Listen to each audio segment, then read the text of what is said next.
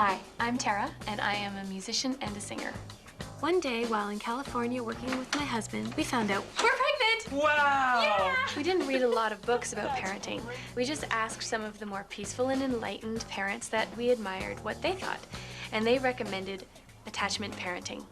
It seems that if babies are close to your body for long periods of time when they're little, they become more secure and confident later in life. Well, that just rang true, and we really liked the thought of it. Then along came our beautiful daughter, Sophia. I just love the feel of her warm little body. It became immediately apparent that to practice attachment parenting, I would have to learn to do most activities with one arm. Personal hygiene can be a bit of a challenge, but I have developed a strategy. The mouth must act as an appendage while brushing the teeth. Applying makeup can be a little trickier. It's best not to care too much about how you look. And don't even get me started on showering with Sophia attached to me. Then it's time to get into the studio and record some music. Ah! Oh no! You can't eat that! I don't separate my work from my home life, and Sophia's right there with me while I'm recording. I've been known to nurse Sophia while I'm at the mic singing. It's all part of the attachment parenting plan. I'm the only one who can help. Of course, it's difficult to avoid some of the trappings of being a rock star, and Sophia is no exception. We have so much fun together, but we are still working on the songwriting. Her style is a little more avant-garde than mine.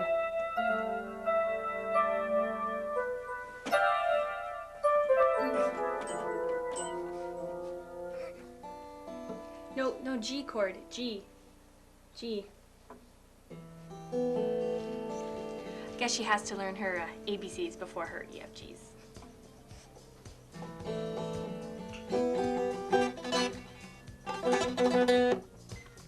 After a very busy day, we also prepare dinner together.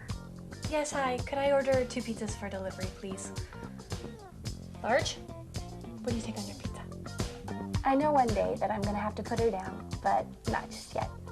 Good night. Bye.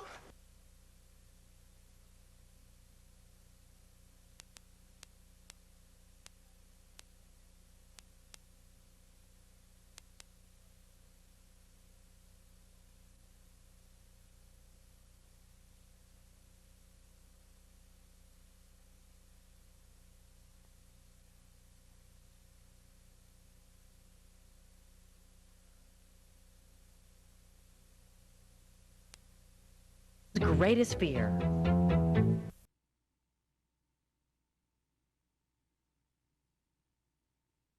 Trials. In fact, that's one of the first things that a person who's being dismissed will notice. He'll go back to his desk and operate his computer, and suddenly he's locked out. But if not right previous to them releasing you, then certainly right after. And the reason you do that is that you never can really count on how a person's going to react. No matter how much of a shadow it might cast, no matter how delicately and tactfully you handle the situation, you can't count on a person's reaction. God forbid they go back to their desk and they, bulk erase critical company files. So certain protocols in terms of security and protection of the company's property have to be in place. Beyond that, the next thing you want to do is the human side, which is you want to try and, as I said, just sort of affect this change while leaving the person's dignity intact, and if possible, if there's reference letters that can be drafted and so forth, just to sort of help the person get on their way. Just because somebody's not right for a particular team, environment, or culture in one company doesn't necessarily mean that they couldn't be a contributor in another. So. How important is it as a boss to know what you're doing when you fire somebody? I mean, my assumption here is that if you don't have the skills and you don't have the grace, you can either or both ruin a person's life and your company at the same time. Absolutely. Okay, now can you elaborate on that a little? What do you mean? The skills to dismiss somebody? Well, how important is it to have those skills and the grace in place, and what will happen if you don't? Critically important, critically important. If a person isn't dismissed in the correct way, then you have a disgruntled employee, and that leads to the type of headlines we all hear about people walking into office buildings with AK-47s. So the dismissal process is an extremely critical one that it be carried out properly, that it follows a certain pre-planned protocol, and that again, that the person's dignity and their sense of self-worth is left intact. It's to nobody's advantage to humiliate or degrade somebody, and could potentially have dire consequences. What about from the side of getting fired? what is the protocol in terms of how you get fired? Again, do you stop and throw things at your boss and spit and stuff? Or what, I mean, what advice would you give? How do you get fired gracefully? Oh gosh, it's a tough thing to handle, and everybody has to stare into the abyss at their own time and in their own way. Basically try and handle it with dignity intact, ask if there's a possibility of a reference letter, certainly review the severance package that's being offered to you at the time with your boss or the human resource manager. And I would recommend certainly afterwards talking with one of several lawyers that specialize in that area and say to them, hey, this is what I've been offered. Is this something I should sign to? I wouldn't recommend signing right away at the point of dismissal. Wait and go off-site, consult with your lawyer, think about it a little bit, and then negotiate the terms. Very difficult in the heat of the moment, in that meeting, to sort of reasonably look over everything. So, but definitely consult with a lawyer. Someone else said that to me. Get a lawyer. Really? I ran it by the lawyer, and he said, no, this is a fair package. He said, if we fought it, I could get a little bit more for you. He said, but what you'd end up gaining in extra, you'd only pay me in fees. He said, so take the package. This fellow I know from Sears, Vice President of Sears, he went back, the lawyer said, oh no, you're worth a lot more. You've been there 18 years, you have a very senior position. Went back and negotiated and got a substantial amount over and above what they had first offered him. And I think human resources and the companies, they hedge a little bit. They build in knowing they might have to give more. Why is it so hard to fire someone? Why can't you just fire somebody? Well, you can. It's just that you have to live with the ramifications after the fact. In many instances, managers or companies will fire people and they cut off the nose to spite their face. They leave themselves shorthanded on a critical project. They end up losing momentum with a certain customer. So all that has to be taken into account. And that's part of effective team building. All right, thank you very much for your time. Oh, you did all sides of this. In between here, or am I okay here? Okay. Can you just tell me that again?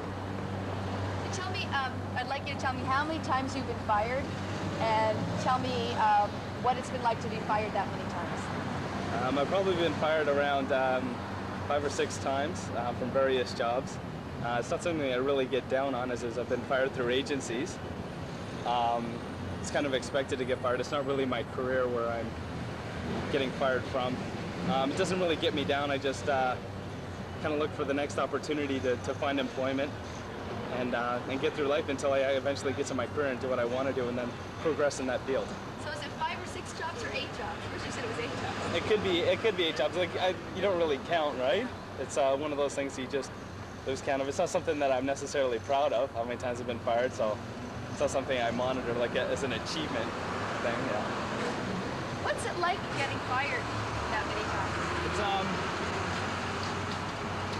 It's kind of like a slap in the face. Is no matter how long you've been working through the company, I actually do my my work through an agency, and basically the agency calls you, whereas the actual employer will not say it to your face. No matter how long you've actually, no matter how much time you actually put forth with the company, they'll just tell the agency that they don't want you anymore. Yeah. What's that like? Getting a call from an agency. Can you tell me about a specific example? One with one job. A specific example is like basically what they'll tell you is your boss will say, yeah, give your agency a call before you come in tomorrow. That basically lets you know that you've been terminated from your job. It's obviously it's kind of a depressing feeling because you don't have a job to go to tomorrow, right? Like I'm actually a student, right? So I'm trying to save my money in order to pay for my tuition. Knowing that you don't have enough money to you know what I mean, to get from day to day, right? It'd be nice knowing that you have the security of getting to a job every day. How? Do you think that's showing good manners? I'm just wondering, can you tell me that again, what your boss does and what the agency does, and tell me how you feel about that in terms of manners? I think that it's really really rude. I think it'd be a lot more respectable if they could actually tell you to your face the reasons why you've been terminated, and to actually say it to your face rather than kind of going behind somebody else's back and getting somebody else to do it for you, right? But I guess that's essentially why they're paying out that extra money, so that the agency will fire you and they don't actually have to do it. So you actually get a phone call then? Yes. Can you tell me about that? Basically, they just call you up, probably usually right around after your shift, and they say, yeah, you're not going to be wanted, you're not going to be needed the following morning for your shift.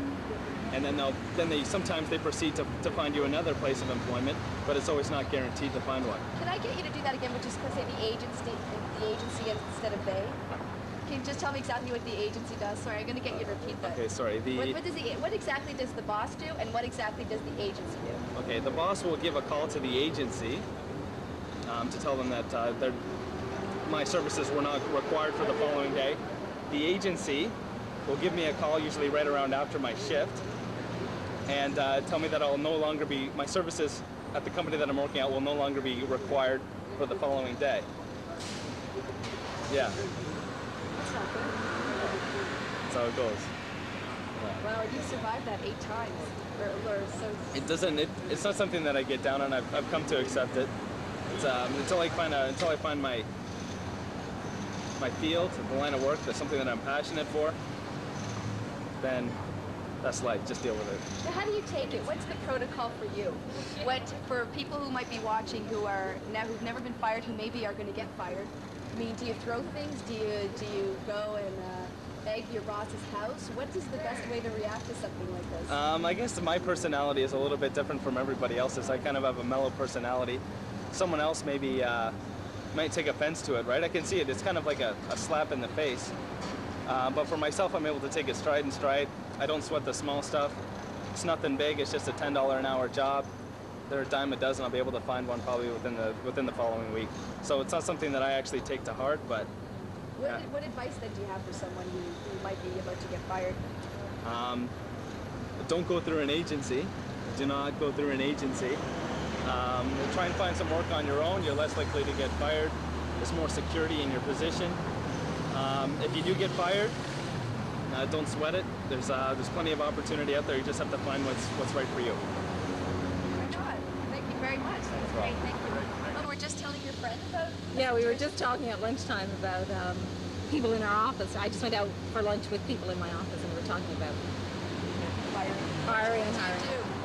I think you've got to be. What do you do? What do I do? I work in an investment bank, merchant bank. And how many people have you fired? Just one. Tell me what exactly happened.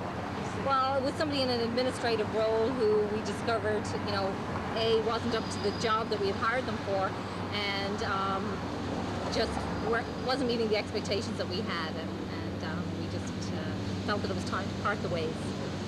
So eloquently put. No one ever says the word fired anymore. You're fired, your pants off. What did you do exactly? I mean, what did you call them into your office? Tell me exactly what you said, what you did. Well, I tried to be as diplomatic as I could be. I also had to take into consideration that you have to follow certain protocol. You have to make sure that what you say and what you do can't come back to in any way impact the company. So I basically told her why we were doing what we were doing, but also tried to help her because she has a career path that she wants to follow, and had to tell her in a nice way how she can help herself down the road. I mean, we can always replace her, but she's also got to find herself another job. So. But what did you say exactly? I mean, did you say, Sherry, come on and sit down, I have something to tell you? Can you just work? Well, I had, of course, because of legalities, given her some forewarning as to, what was happening in the office. Meaning what exactly? That, she wasn't meeting expectations. I think you have to give, 2 written notices and, some verbal warnings. So once you've given that, then legally you're in a position where you can let somebody go. You can't just come out and fire somebody. You have to give them a chance to, improve themselves. And I think that's the only fair thing to do. As a person, I would want that opportunity as well. So after giving the warnings and seeing no improvement, it was time to, part the ways. And I just basically, told her that it was time that we went our separate ways, and told her why. She will fit in another company, but she didn't fit in with us, and we need things done on a timely basis, and that wasn't happening. Now, what did you have to keep in mind when you were breaking this news to her? What was kind of going through your mind? Well, I was thinking more about her personally. I was picturing myself in that situation, and I wanted to make sure that she wasn't in any way hurt unnecessarily by it. Of course, anybody that's fired from a position is hurt, but I didn't want her to feel that she was, wasn't suitable for following a career path that she wanted. So I was very conscious of her, mental stability. So what are you doing? Are you looking? Are you watching? Are you thinking to yourself, is she going to break down? Well, this is, I was trying to compose myself too. This is not something that you do on a daily basis. And I was hoping in a lot of respects that she wouldn't break down, because I really didn't know how I was going to react either. And, I think that I'm a very sympathetic person, but telling her, hugging her and telling her everything is going to be okay when she's just been fired maybe is not what she needs to hear. And I tried to do the best job that I could, given that this was my first experience also. So how did she react, and what did you do? So very surprisingly, she reacted very well. She said she saw it coming. She realized that I had given her, warning, and that she understood our reasons. I think all in all it went very well. Okay, for all the bosses watching out there, you've done it once. For someone maybe who's never watched, who's never done it before, what are the do's and don'ts, or what is maybe the most important thing that you have to do, and maybe the worst horrible thing that you could possibly do? I think that the first thing you should do is put yourself in that person's position. To imagine how you would feel if you were being called in on a Monday morning and told this news. I've always heard that you never do this on a Friday, and I can probably understand why. It'd be very easy to do it on a Friday because you come in on a Monday morning and your slate is clean. But on the other hand, for the person involved, that isn't really a very fair way to do it. So I would say really to think ahead, anticipate what sort of questions you're going to be asked, and make sure legally that you're on the right side of the track. Is that an important one? Very important. Very important. I mean, the last thing that any employer needs is the added aggravation of not doing something correctly. So I think that you have to have your reasons, and I mean, obviously, if you've gone through the process, you have your reasons for doing it, but you better make sure that you have looked at all the legal reasons or legal implications of firing. And do you give her a hug? Do you escort her to the door? Do you help her? Do you shut her computer off? Or what do you? Well, in this case we didn't, but in different positions in different companies, I'm sure, yes, it's say goodbye, part your ways, and it happens immediately. I think a handshake is probably more appropriate than a hug. I have to try and treat this person as if they were male or female, and I don't think that hugging somebody is really very appropriate when you're in a position where you've just fired somebody. So I think maybe she can get hugs from somebody more appropriate. What do you do if they throw tantrums or throw things at you or cry? Well, I think that you also have to make sure that you've got a phone number for security very handy at your fingertips. So I didn't have to face that. I probably would have just called security, but I think I knew the temperament of the person before that, so I didn't think that was going to happen. Okay, great, thank you very much. Thank you. I'm sure I was too. Speeding, stand by, and we're rolling.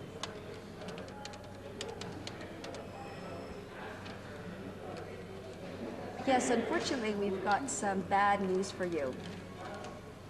Yes. You don't need to go into work tomorrow.